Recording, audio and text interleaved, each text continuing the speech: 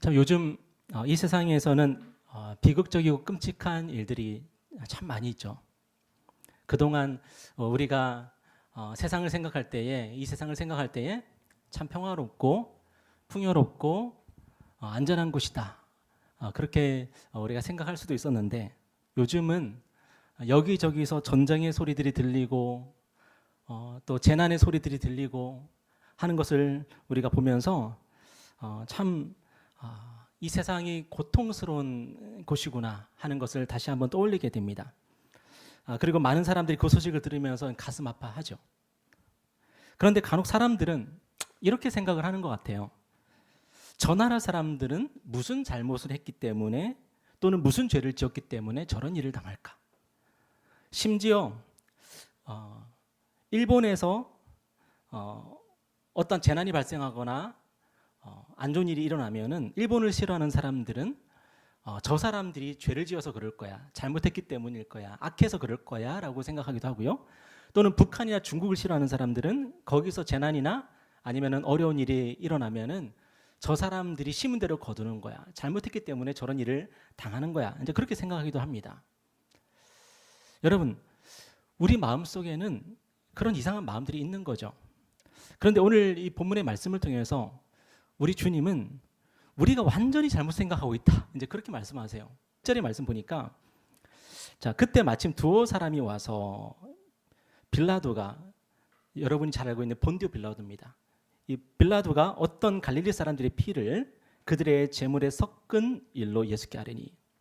자, 예수님 당시에 이 사람들은 두 가지 끔찍한 이 재난에 대해서 기억을 하고 있었는데, 한 가지는 뭐냐면 유대 총독 본디오 빌라도가 성전에서 제사 드리던 사람들을 잔인하게 학살했던 일이에요. 역사적으로 이 갈릴리 지방, 그러니까 예루살렘의 북쪽 지방이 사마리아 지방이고 더 북쪽으로 올라가면 갈릴리라는 지방이 있는데, 그 갈릴리 지방에서 이제 예수님이 많은 활동을 하셨죠. 근데 그 갈릴리 사람들은 독립 정신이 굉장히 강했던 사람들이에요. 그래서 로마가 이스라엘 사회를 지배하는 것에 대해서 그들은 용납하지 않는 그런 마음들이 있었어요. 그래서 막 반란이 일어나기도 하고 테러가 일어나기도 했는데, 이 본디오 빌라도가 그들에 대해서 아주 잔인하게 보복을 한 거예요.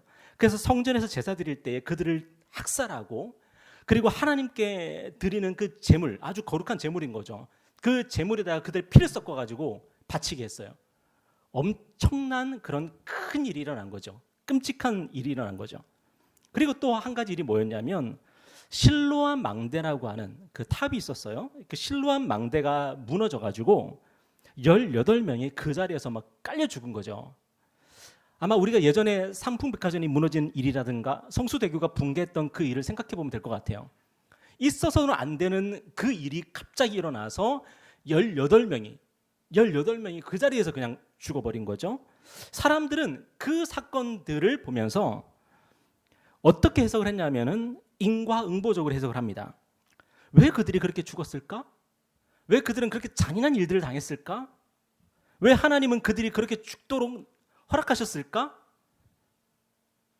그리고 예수님께 와서 묻습니다. 예수님, 알고 계시죠? 그런 일들이 일어난 거 예수님은 다 알고 계시죠? 그런데 우리 예수님께서 그렇게 얘기하는 사람들의 마음 중심에 어떤 마음이 있는지를 너무 잘 알고 계셨어요. 여러분, 그 마음이 무엇이었을까요? 예수님께 그 소식을 들려주고 싶은 그런 마음이었을까요? 어떤 마음으로 그들은 예수님께 그러한 일들이 일어났다는 그런 얘기를 하고 있는 걸까요? 우리 주님은 그들의 마음 중심에 있는 그 마음을 너무 잘 알고 계셨는데, 그게 뭐냐면 자신들은 의롭다고 하는 착각, 자신들은 선하다고 하는 착각이었어요. 그래서 주님이 이렇게 말씀하시죠. 한번 다 같이 한번 교독해 볼까요? 2절부터 읽어보겠습니다. 여러분, 우리 주님은 우리가 어떤 존재인지 너무 잘 아세요. 여러분, 우리는 어떤 존재입니까? 남의 불행을 보면서 걱정하는 동시에 행복감을 느끼는 존재예요. 반대로 남이 잘 되는 것을 보면은 축하하는 동시에 불행감을 느끼는 존재예요. 남의 실수를 보면서 걱정하면서 동시에 안심을 하고요. 남의 성공을 보면서 축하하는 동시에 질투하거나 자괴감에 빠져버립니다. 오늘 주님은 이런 삶의 태도가 우리를 불행으로 인도한다고 말씀하세요. 그리고 오늘 우리에게 진정 필요한 삶의 태도가 있는데 그게 뭐냐? 바로 오늘 무화과나무 비유를 통해서 가르쳐 주세요. 어떤 포도원 주인이 이 포도원에 무화과 나무를 심습니다. 예수님 당시에 이 포도원에는 포도만 심은 게 아니라 다른 많은 과실나무들을 심었어요. 그래서 이 주인은 이 포도원에다가 무화과 나무를 심고 당연히 무화과 열매를 내가 따서 이것으로 내가 팔아서 이익을 남겨야지 이제 그렇게 생각을 했겠죠. 근데 무화과 나무는 한번 심으면은 3년이나 4년 정도를 기다려야지 열매를 맺어요. 그러니까 주인은 3년 또는 4년을 기다렸겠죠. 그런데 열매가 안 맺힙니다. 그래서 오늘 성경을 보니까 주인이 그 이후로 몇 년을 더 기다려요? 3년을 더 기다려요. 그러니까 지금 무화과 나무를 심고 몇 년이 지났습니까? 6년이나 7년은 최소한 지난 거예요.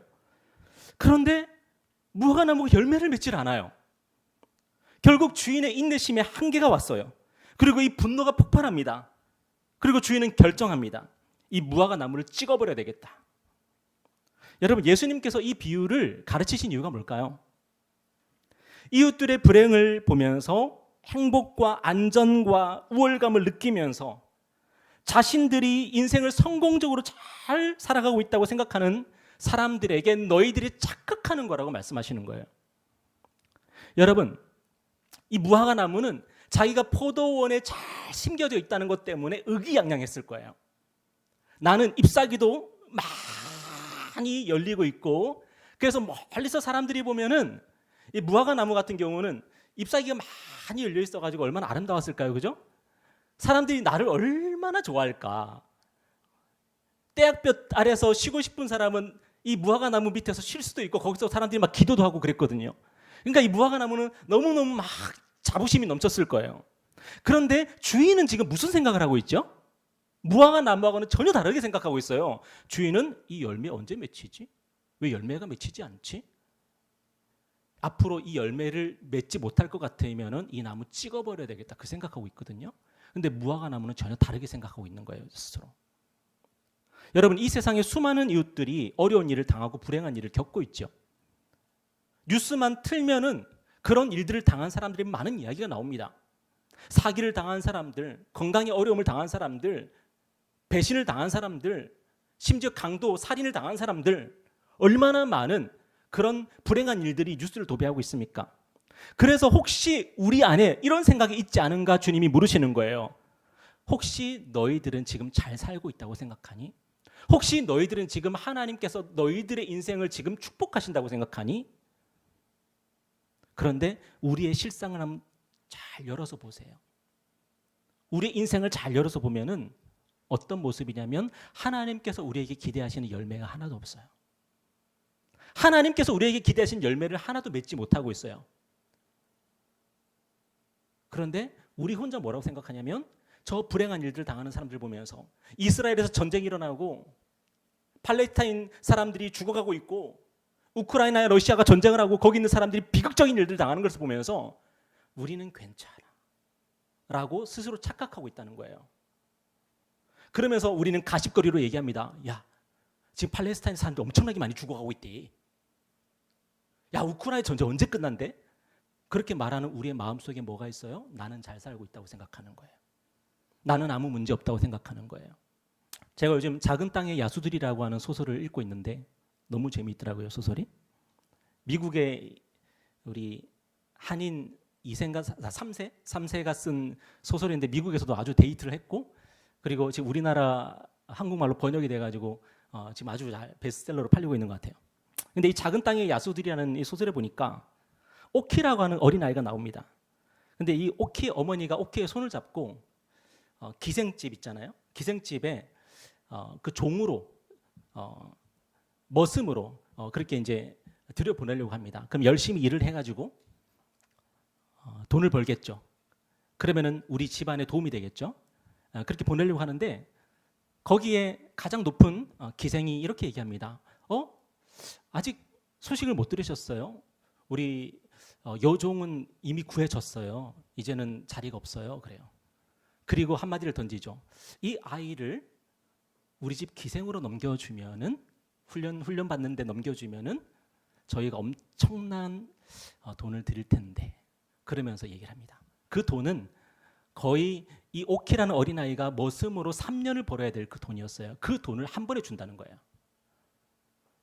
이 엄마가 절대 안 된다고 하면서 아주 경멸의 눈으로 그 기생을 바라보면서 우리 아이는 그런 아이 아니라고. 그런데 오키의 머릿속에는 이런 생각들이 스쳐 지나갑니다.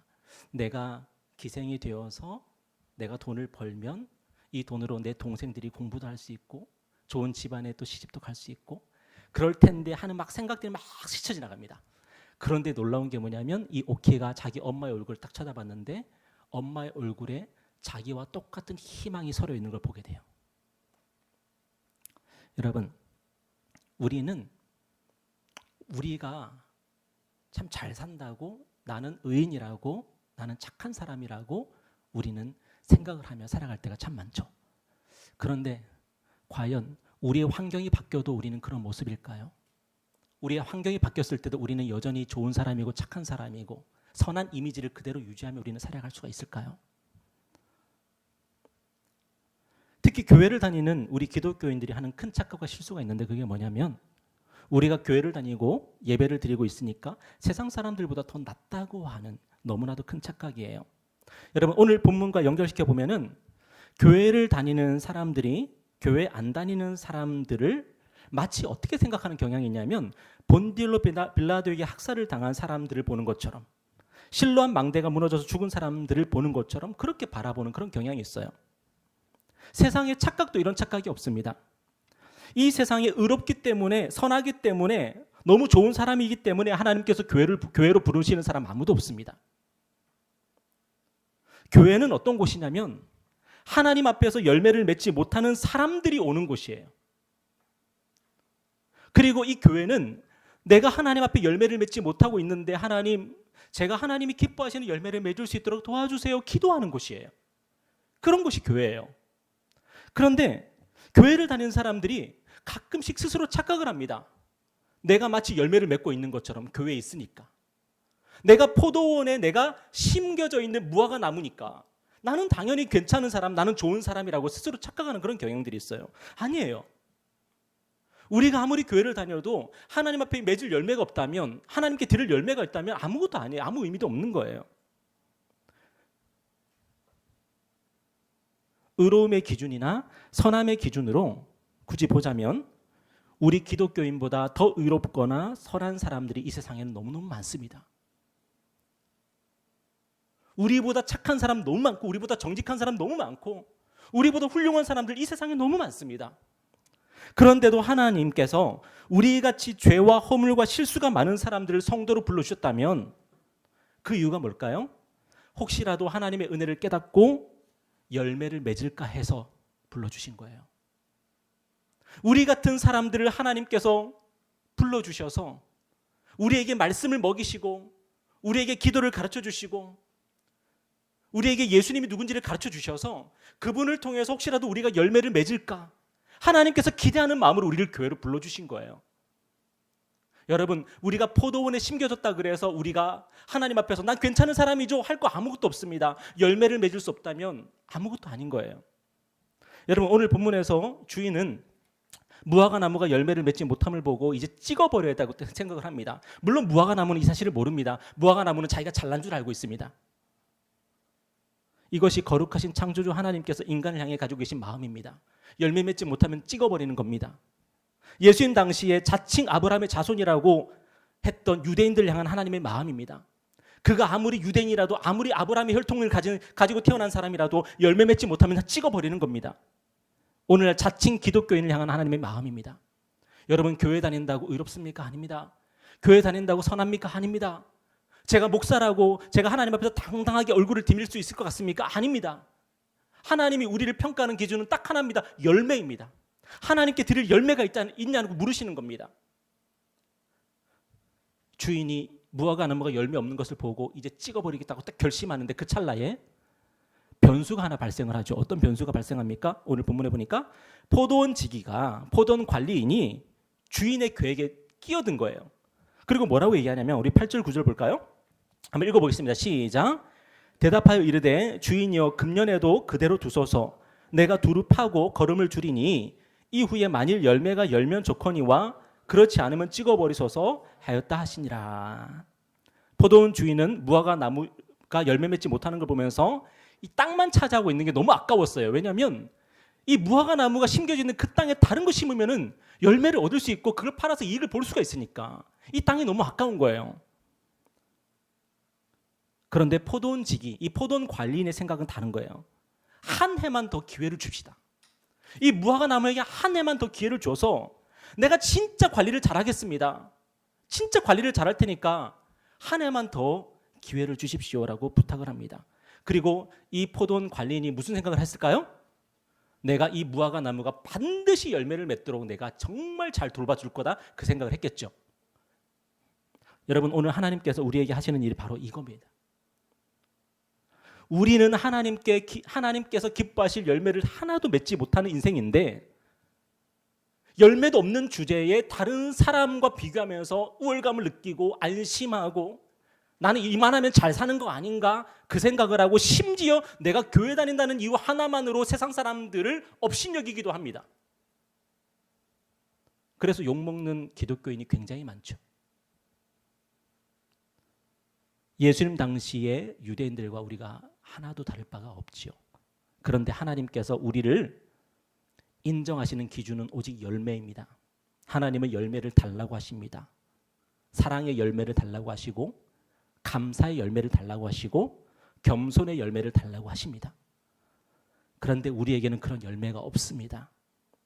제가 요즘에 스카펙 우리 책 읽기 모임을 통해서 깨달은 것이 있는데, 아까도 우리 김연아 전사님이 말씀하셨지만, 우리가 사랑의 감정을 느끼기만 하고 그렇게 행동하지 않았다면 우리는 사랑하지 않기를 선택한 거라고. 여러분 동의하십니까? 우크라이나에서 죽어가는 그 사람들을 보면서 연민의 감정을 느끼고 따뜻한 마음을 느끼고 불쌍히 여기는 마음을 느꼈지만 그들에게 이런 한 푼 후원하지 않았다면 우리는 뭘 결정한 거죠? 그들을 사랑하지 않기로 결정한 거라는 거죠. 왜? 사랑은 행동이고 노력이니까. 여러분, 그런 우리를 하나님은 찍어버려야 됩니다. 열매가 없기 때문에. 그런데 하나님이 우리를 찍어버리지 않고 하나님이 대신 어떤 일을 하셨냐면 우리에게 예수님을 목자로 보내주셨습니다. 길을 잃고 방황하고 있는 우리, 하나님이 기뻐하실 열매를 하나도 맺지 못하고 있는 우리를 위해서 포도원 관리인을 보내주시고 우리에게 목자를 보내주셔서 그분으로 하여금 우리를 돌보도록 하셨습니다. 여러분, 우리 예수님이 이 땅에 오셔서 얼마나 놀라운 일을 하셨는지 모릅니다. 하나님께서 기뻐하실 많은 열매를 맺어주셨습니다. 마치 박지성이 골을 넣었을 때 퍼거슨 감독의 얼굴에 기쁨이 가득했던 것처럼 우리 예수님이 이 땅에서 그 열매를 맺을 때마다 하나님의 기쁨이 되셨습니다. 우리는 하나님의 기쁨이 되지 못했지만 우리 예수님이 하나님의 기쁨이 되어주셨습니다. 근데 더 놀라운 게 뭐냐면 예수님께서 그 열매를 자기 거라고 하지 않으시고 우리의 것으로 돌려주셨습니다. 우리가 열매 맺은 게 아니라 예수님이 맺은 열매인데 그 열매를 하나님께 뭐라고 말씀하셨냐면 이것이 바로 병규가 맺은 열매고 유아가 맺은 열매고 이것이 바로 우리 가까운 교회가 맺은 열매라고 하면서 예수님께서 그분이 맺은 열매를 우리에게 돌려주셨습니다. 여러분, 그분의 열매를 우리에게 돌리셨기 때문에 그분이 무슨 일을 당하셨죠? 그분은 열매 없는 자가 되어서 십자가에 못 박혀 죽임을 당하셨습니다. 하나님께 찍어버림을 당하셨습니다. 여러분, 오늘 저와 여러분이 하나님을 예배하고 있는데 우리 하나님은 거룩하신 하나님이십니다. 우리 하나님은 정의로우신 하나님이십니다. 그 거룩하시고 정의로운 하나님께 우리가 예배할 수 있는 자격이 하나라도 있습니까? 그 하나님께 우리가 합당한 삶을 살았습니까? 전혀 그렇지 않습니다. 우리는 하나님의 진노와 형벌을 당해 마땅한 사람들입니다. 하지만 오늘 저와 여러분이 하나님께 예배할 수 있는 이유, 하나님께서 우리 예배를 받으시고 우리를 기뻐하시고 우리를 사랑하실 수 있는 이유 딱 한 가지밖에 없습니다. 예수님께서 그분이 맺은 열매를 우리에게 돌리셨기 때문입니다. 우리는 어떤 사람들입니까? 우리는 열매 없는 사람들인데 예수님 때문에 열매가 많은 사람이 된 거예요. 그리고 그 열매 가지고 우리는 하나님께 나아가서 예배를 드리고 있는 거예요. 하나님은 예수님이 맺은 열매였지만 그것을 우리의 열매로 인정해 주셨고, 하나님은 우리를 기뻐하시고 사랑하기로 결정하셨습니다.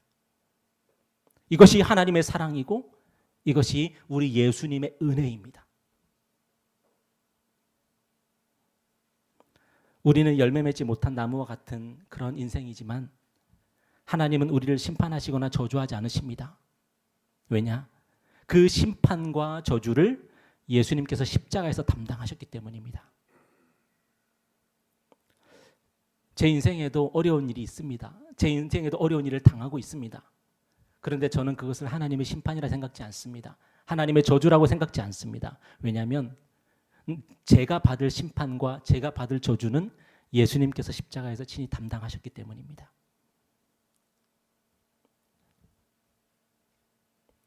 그런데 예수님께서 우리에게 그분의 열매를 주시고 우리 대신 찍힘을 당하신 건요, 단지 우리가 불쌍해서 그런 게 아니에요. 주님은 분명한 목표를 가지고 계십니다. 그 목표가 뭐냐면 우리를 주님처럼 열매 맺는 자들로 만드시려는 거예요. 여러분, 우리는 그거 할 수 있습니까? 못합니까? 못하죠. 지금까지도 못했는데 앞으로도 할 수 있다고요? 아니요. 또 못할 겁니다. 아무리 노력해도 사랑할 수 없고요. 아무리 노력해도 감사할 수 없고요. 아무리 노력해도 겸손할 수 없는 것이 바로 우리죠.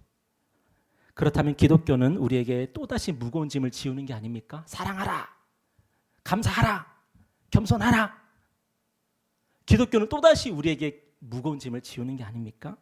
그런데 예수님은요, 제자들에게 그리고 우리에게 놀라운 이 말씀을 하셨습니다. 우리 다 같이 한번 읽어볼까요? 예수님은 우리가 스스로 열매 맺을 수 없는 것을 너무 잘 아십니다.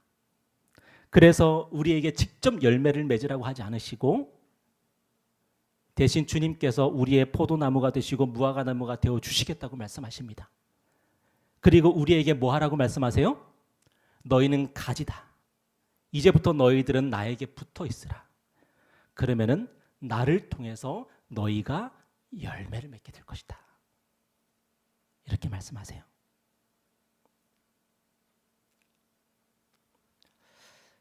아까 제가 말씀드렸던 작은 땅의 야수들이라는 책에 보면은 그 기생들이 나오는데요. 그들은 세상에서 멸시받고 천대받는 존재들입니다. 오키의 엄마가 아무리 가난한 사람이라고 해도 그 돈 많은 기생들을 보면서 업신여길 수 있었던 이유는 뭐냐면 그들은 아주 천박한 사람들이기 때문이에요. 기생은 천박한 사람입니다. 그런데 놀라운 것은요, 그 기생들이 천박하게 일해서 번 돈을 모아서 금으로 바꾸고 은으로 바꾸어서 그것을 독립군들에게 독립자금으로, 독립운동 자금으로 보내는 거예요. 제가 그 대목을 읽으면서 너무 가슴이 뭉클하더라고요. 이 세상에서 멀쩡해 보이는 사람들은 자기의 이익을 따라서 자기 이익을 위해서 그렇게 살아가고 있는데 세상 사람들에게 천박하다고 손가락질 받고 세상 사람들이 업신여김을 받고 있는 이 기생들은 오히려 자신들이 번 돈을 모아서 그것을 독립군들에게 군 자금으로 보내고 있었던 거예요. 여러분, 제가 예전에 유관순 열사에 대한 그 영화를 본 기억이 납니다. 고화성 씨가 주연했던 그런 영화였는데 그 고화성 씨가 그 형무소에 갇혀가지고 모진 고문을 당하죠. 그런데 그 형무소 안에, 그 감옥 안에 누가 있었냐면은 기생들이 있었어요. 세상 사람들에게 손가락질을 받는 그들이 대한독립 만세 하는 그곳에 참여하고 있었고 그들은 모진 고문을 당하면서도 나라의 독립을 위해서 싸우고 있었어요. 여러분, 누가 천박한 거지요? 누가 천박한 거지요? 스스로 고상하다 하면서 일제에 타협하면서 내 한 몸 잘 먹고 잘 살아야지 하는 그런 사람들이 정말 고상한 겁니까? 아니면 세상 사람들에게 천박하다고 손가락질 받으면서 자신들이 천박하게 번 그 돈을 가지고 나라의 독립을 위해서 쓰고 3.1운동 때는 대한독립 만세를 외치면서 자신들의 목숨을 거는 그런 독립운동을 했던 그들이 진짜 고상한 것입니까? 하나님은요, 우리같이 아무 열매 없던 사람들을 부르셔서 예수님을 우리의 목자로 삼아주시고, 예수님을 우리의 주인으로 삼아주시고, 예수님을 우리의 포도나무의 무화과나무로 삼아주셨습니다. 그리고 우리를 가지라고 하시면서 예수님께 붙여주셨습니다. 왜 그렇게 하셨냐면 우리 같은 인생들이 이제 하나님 앞에 열매를 맺는 그날을 기대할 수 있기 때문입니다. 여러분, 예수님을 믿지 않고 예수님을 가까이서 따르지 않고 예수님께 붙어 있지 않으면 우리는 역시 아무것도 할 수 없습니다. 우리는 스스로 아무 열매도 맺지 못합니다. 그러나 우리가 예수님을 믿고 예수님을 가까이 따르며 그분께 붙어 있을 때에 우리는 할 수 없었던 그 일을 예수님께서 우리 안에서 행하십니다. 여러분, 이것이 바로 저와 여러분의 삶에 일어날 놀라운 일입니다. 제가 어제 저희 딸 유아에게 오전에 막 화를 냈어요. 왜냐하면 11시, 한 10시 45분까지는 여기 와서 준비도 해야 되고 또 유겸이도 축구하는데 보내주고 해야 되는데 이게 막 딜레이가 계속 되니까 저도 모르게 시간이 촉박해지니까 저도 막 짜증이 나고 그리고 화가 나서 유아에게 막 저도 안 좋은 소리를 했어요. 그런데 예전 같았으면은 그러고 끝났겠죠. 그런데 어제 제가 그 오늘의 양식을 묵상을 하다 보니까 그 맨 위에 가인이 막 분노하고 있는 그 장면이 맨 위에 떠 있더라고요. 지하여 분노하고 있느냐 그 말씀을 제가 묵상을 하면서 제가 몇 시간 동안 제가 마음속으로 생각을 했어요. 내가 유아한테 이거 사과할까 말까 별거 아닌 건데 어떻게 보면 저로서는. 근데 유아는 분명히 상처를 받았을 거고 저 때문에 마음이 안 좋았을 거잖아요. 근데 예전 같았으면 그냥 넘어가면 되고 그냥 잘해주면 되죠. 굳이 미안하다고 할 필요는 없죠. 그런데 그 말씀을 보니까 미안하다고 해야 될 것 같은 거예요. 그런데 제 마음에 용기가 나지 않는 거예요. 그 고민을 몇 시간 동안 고민했습니다. 그리고 오후 2시쯤 되어서 유아에게 아빠가 화를 내서 미안하다고 얘기를 했어요. 근데 옛날 같았으면 못했을 것 같아요. 그런데 제 안에 예수님이 있다고 제가 믿으니까요. 예수님이 말씀을 통해서 제 안에서 말씀하고 계시다는 것을 믿으니까 유아에게 미안하다고 해야 되겠더라고요. 저 때문에 미안하다고 한 것이 아니라 예수님 때문에 제가 미안하다고 해야 되겠더라고요. 그래서 유아에게 사과했습니다. 근데 유아가 워낙 인격이 좋잖아요. 그냥 아무렇지도 않게 사과를 받아주더라고요. 모르겠어요. 사과를 받아줬는지 안 받아줬는지 잘 모르겠지만 여러분, 너무 작은 열매잖아요. 그렇죠? 너무 작은 겁니다. 딸에게 화를 냈으니까 부모는 미안하다고 해야 되는데 근데 이 작은 일을 제가 못하는 거예요. 이 작은 일을. 그런데 말씀을 통해서 예수님의 제 안에서 말씀하시니까 해야 되겠더라고요. 그리고 할 수 있겠더라고요. 저는 딸에게 미안하다고 해야 되는데도 불구하고 미안하다고 말도 못하는 그런 소인배입니다. 저는 그 정도로 형편없는 사람입니다. 그런데 예수님은 제 안에서 미안하다고 하게 만드셨어요. 정말 작은 열매죠.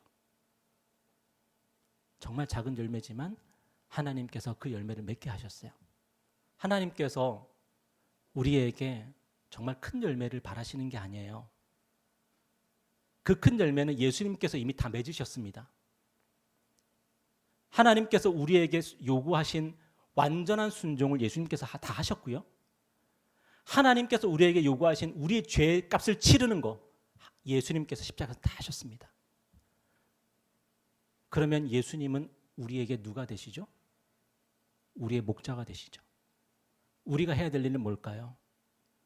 예수님이 하신 그 일은 우리는 못합니다. 예수님이 하셨습니다. 우리는 우리 인생에 작은 열매를 맺어가는 겁니다. 정말 작은 열매. 저희 집에 화분이 하나 있는데요. 그 화분에 꽃이 피면은 향기가 막 납니다. 그런데 그 꽃이요, 제 새끼 손톱만한 꽃이에요. 제 새끼 손톱만한 그 꽃이요, 피면은 향기가 막 나요. 예수님께서 우리에게 바라시는 꽃과 열매는 그런 게 아닐까요? 어마어마한 열매와 어마어마한 꽃을 열어서 와, 내가 이렇게 대단해가 아니라, 사람들은 어쩌면 여러분이 열매 맺는 것을 잘 모를 수도 있어요. 그렇지만 하나님은 아십니다. 여러분이 인생 가운데 얼마나 아주 작은 열매를 맺어도 하나님은 다 아시고 다 기억하십니다. 혹시라도 미안하다는 말을 해야 된다면 여러분 미안하다고 말할 수 있는 은혜가 있었으면 좋겠고, 그리고 용서해야 될 어떤 상황들이 있다면 예수님께서 여러분의 마음에서 용서할 수 있는 마음을 주셨으면 좋겠습니다. 우리는 못하지만 예수님께서 우리 안에서 그 일들을 하실 겁니다. 그리고 우리는 하나님께 감사하지 못하죠. 오늘 추수감사 주일인데요, 우리는 참 감사하지 못하고 살아갑니다. 그런데 아까 그 영상을 보면서 제가 참 마음에 와닿는 게 뭐였냐면, 우리의 감사는 일상에 대한 감사가 되어야 된다는 거예요. 우리의 일상에 대한. 오늘도 여러분은 커피 한 잔을 마시셨는데 그 커피 한 잔에 대한 감사가 오늘 우리 마음 가운데 있기를 바라고요. 여러분이 이제 가시면은 우리 또 이제 집사님 가정에서 크리스피 그 도너츠를 준비해 주셨는데요, 그거를 여러분이 받아서 집으로 돌아가시면서 그 도너츠 하나를 드시면서도 하나님께 감사하는 마음이 회복되었으면 좋겠습니다. 우리의 감사는 우리의 인생 가운데 어떤 큰 이벤트가 있기 때문에 감사가 되어야 되는 것이 아니라, 손흥민 선수가 골을 넣는 것처럼 그런 대단한 이벤트가 있어야 되기 때문에 감사할 수 있는 것이 아니라, 저와 여러분이 하루 한 끼의 밥을 먹는 그 순간에도 우리 안에는 감사가 있는 것이고, 여러분이 집으로 이제 돌아가셔서 안전하게 돌아가신다면, 집에 돌아가서 안전하게 돌아가셔서 휴식을 취할 수 있다면 그것이 저와 여러분의 감사의 이유가 되었으면 좋겠습니다. 이렇게 작은 열매들이 저와 여러분의 인생 가운데 조금씩 맺어져서 하나님을 기쁘시게 하는 저와 여러분 되었으면 좋겠습니다. 기도하겠습니다.